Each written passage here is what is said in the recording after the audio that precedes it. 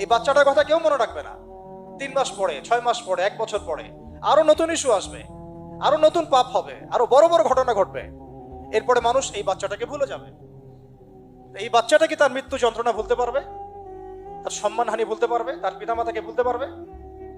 এখন প্রশ্ন হচ্ছে, তার পিতাকেও যদি আমরা জিজ্ঞাসা করি, ইসলামে রেপের শাস্তি হচ্ছে মৃত্যুদণ্ড, আর ব্যভিচারের শাস্তি হচ্ছে অর্ধেক কোমর পর্যন্ত পুঁতে পাথর নিক্ষেপ করে হত্যা করা, এবং বিবাহিত ব্যক্তি হলে এই শাস্তি, অবিবাহিত হলে 100 বেত্রাঘাত, 1 বছরের নির্বাসন এবং সমাজ থেকে বয়কট করা, আর ধর্ষণ হলে সরাসরি মৃত্যুদণ্ড।